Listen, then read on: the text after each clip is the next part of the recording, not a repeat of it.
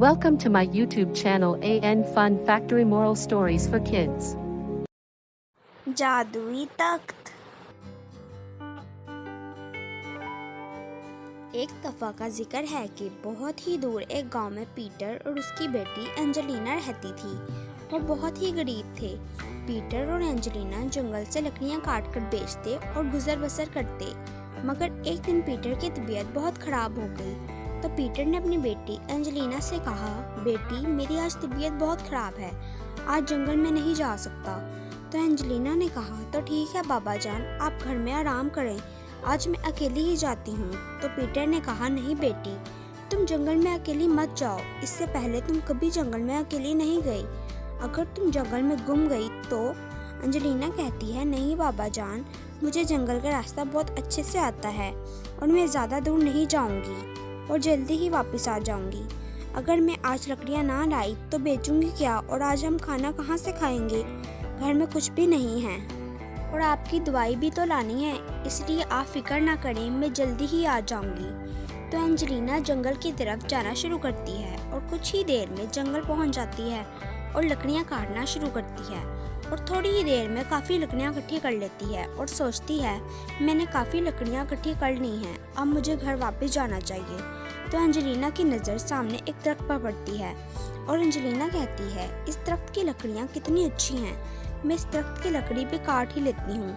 तो एंजेलिना दरख्त के पास जाती है और लकड़ी काटने लगती है। तो दरख्त बोलने लगता है और कहता है, ए लड़की, तुमने अगर मेरी लकड़ी लेनी है तो तुम्हें मेरी लकड़ी से एक तख्त बनाना होगा और वो तख्त तुम मलका साहिबा को देना और कहना, मैं इस तख्त के पैसे आपसे 2 दिन के बाद लूँगी। आप 2 दिन तक इस तख्त को इस्तेमाल करें और फिर बाद में आप मुझे इस तख्त की कीमत दे देना। तो एंजेलिना ऐसा ही करती है, इस लकड़ी से बहुत ही खूबसूरत तख्त बनाती है और मलका को पेश करती है।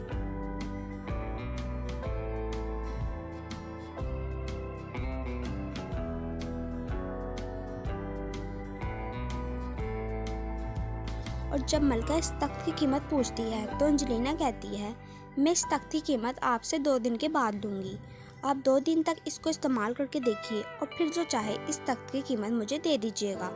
तो मलका अपनी कनीज़ों को हुक्म देती है, आज से मेरा नया तख्त सेट कर दिया जाए। तो मलका का नया तख्त सेट कर दिया जाता है। तो मलका पहले दिन जब उस तख्त पर बैठती है तो मलका को अचानक ख्याल आता है कि मलका की कनीज़ मलका के लिए दूध लेकर आती है और मलका दूध पी लेती है और मर जाती है। मलका सोचती है, मुझे ऐसा ख्याल क्यों आया। तो मलका जब दरबार में उठकर अपने कमरे में जाती है तो मलका की कनीज़ मलका के लिए दूध लेकर आती है। तो मलका दूध बिल्ली को पिला देती है और थोड़ी ही देर में बिल्ली मर जाती है। मलका बहुत हैरान होती है कि मुझे कैसे पता चला। अगले दिन मलका फिर दरबार में आती है और उसी तख्त पर बैठ जाती है।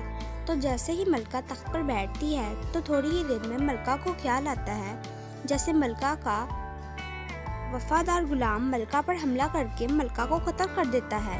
मलका बहुत हैरान होती है, मुझे ऐसा ख्याल क्यों आया। तो मलका दरबार से फारिग होकर जब अपने कमरे में जाती है तो मलका को बस वही ख्याल बार बार आता है। तो मलका अपने कमरे में 2 सिपाही बुला लेती है और उनको कहती है, अगर मुझ पर किसी ने हमला करने की कोशिश की तो उसको फ़ौरन कत्ल कर देना। तो दोनों मेरे कमरे में छुप जाओ। तो वो दोनों सिपाही कमरे में छुप जाते हैं और रात को मलका सो रही होती है तो मलका का वफादार गुलाम तलवार लेकर आता है और मलका को कत्ल करने लगता है। तो मलका के सिपाही फौरन ही उस गुलाम को पकड़ लेते हैं और एक ही वार में उस गुलाम को कत्ल कर देते हैं।